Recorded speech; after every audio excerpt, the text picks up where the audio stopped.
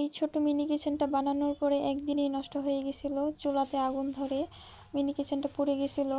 তাই এই চুলাটা বানিয়ে নিয়ে আসলাম গ্রামের বাড়ি থেকে। আর এইখানে ছোট ছোট পট থেকে আমি মশলা দিয়েছিলাম, পটগুলো কিন্তু অনেক বেশি সুন্দর। আর আজকে মাছ ভাজি করে বেগুন দিয়ে আলু দিয়ে ঝোল রান্না করব। এই তরকারিটা খেতে আমি মোটামুটি ভালোই পছন্দ করি। আর এই ছোট্ট কড়াইয়ে আমি মাছগুলো ভেজে নিয়েছিলাম।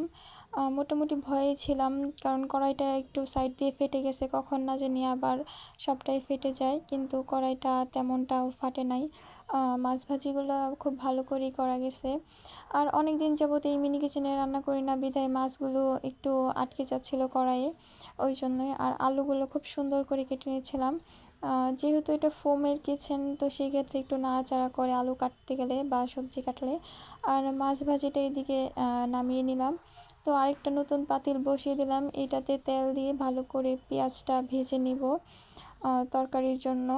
আর এই মিনি কিচেনে রান্না বান্না করতে কিন্তু মোটামুটি অনেকটাই কষ্ট আছে। আমি খুবই তাড়াহুড়া করছিলাম, কারণ আমার একটু বাইরে যেতে হবে সেই জন্য। আর তাড়াহুড়া করতে করতে এইদিকে আমার জিনিসগুলো পড়ে যাচ্ছিল।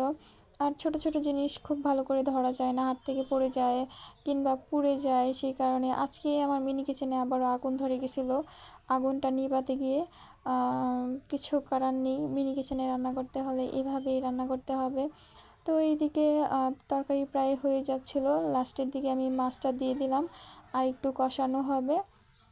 এই মাছটা দিয়ে কষানোর পরে এটার মধ্যে কিছু কাঁচামরিচ অ্যাড করে দিব তরকারিটা আরও সুস্বাদু করার জন্য। আর এই তরকারি ফাইনাল লুক হচ্ছে এটা। তরকারিটা খেতে কিন্তু অনেক বেশি টেস্টি হয়েছিল।